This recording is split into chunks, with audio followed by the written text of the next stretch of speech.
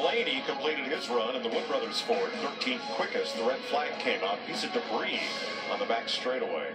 And you know, we're looking at that debris, and look, we're looking at that, and we're doing the same thing NASCAR doing. Is that a belt? No, maybe it's a piece of roll bar paint. No, maybe it's a this, or maybe it's a that. Oh, listen, that's Hammond is having his heyday right there. Got two hammers. That's a left-handed and a right-handed. That's a two-gun hammer thrower right there at the ready. Now, those hammers are heavy.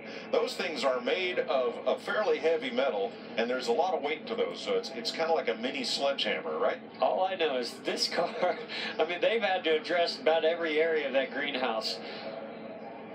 What do you make of this, Larry? Well, NASCAR, we had a meeting with them the other day, and they told us all year long, you know, you hear about inspection issues. Starting in 2017, when you go through inspection, if you fail any station, you go ahead and complete your inspection, but you have to go back to the garage area, basically, and start over. But I think one reason they're allowing the 78 car, Furniture Road, Martin Truex Jr.'s Toyota, to stay there and continue to work on it, there's nobody else in line. So they're allowing them to do this. It's almost like the team is using this claw to make the proper repairs to the body to get through this template area.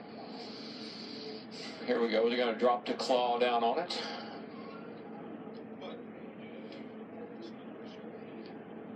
And this thing has to fit just about perfectly.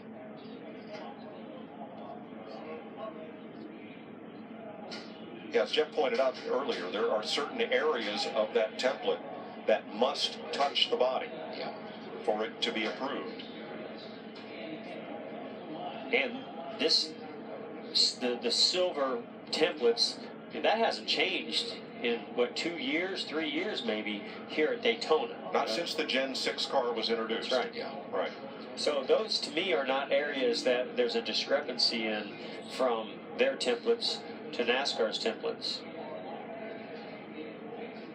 But again, this is a whole new body. It's the 2018 Toyota Camry that required a new set of templates for the optional areas, those that are not common to all three makes. Pretty good gap right in here. I'm not sure. Yeah, I mean, they have certain tolerances that they're able to work within. Obviously, they've exceeded or haven't met those tolerances, or too tight, you know, where the template's not even sitting all the way down. Because if that were the case, then we wouldn't see all the grinding and hammers and everything else going on. On one hand, I think they're feeling very fortunate that this was a 4-hour practice session. On the other hand, this is really not the way you want to get your speed weeks and qualifying practice started for the Daytona 500.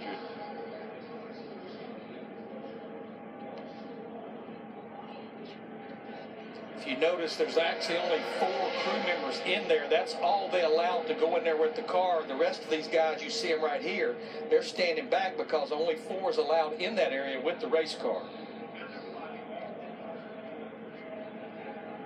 Do you see Cole Pern in there at all? I don't know where Cole is.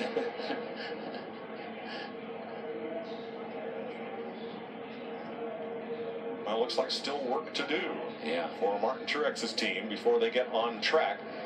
2 hours and 6 minutes to go in this practice session, so plenty of time to go out and make a couple of runs. As Joey Logano, who's currently 8th, is back out. Look at that tack. It never moves as that car rolls off into turn 1. That car does not lose so much as 100 RPM. And that's exactly what you want, man. That means that car is nice and free through the corner. It's not binding up. That's what you want to look for. Just a little discrepancy, not much. Yeah, and that was also coming through the front straightaway into turn 1 where there is a little bit of a headwind. So normally in the headwind it would just stay solid. You saw it pick up a couple hundred RPMs down the back straightaway, and that's because right now we have that tailwind. Yeah, now you turn into the wind. You saw we lost 100 there, and we'll probably lose a little bit more heading down toward turn 1. So 8,500 at the end of the back stretch, 8,300 toward the end of the front straightaway. A little bit of just friction from the load into the banking and the amount of steering that you put in, the turning of the front wheel. So you'll usually lose a little bit through the corners unless you have that tailwind. And as you can tell right there, doesn't lose anything in the corner, and it starts to pick up that tailwind, and here sets sail and picks up a couple miles per hour down the back straightaway. Yep. I mean, it just sounds different. The engine gets, all of a sudden, has a different sound to a different tune. 46.91, that's his quickest lap. He is still 9th as Clint Boyer goes to the top of the chart in his Ford, number 14.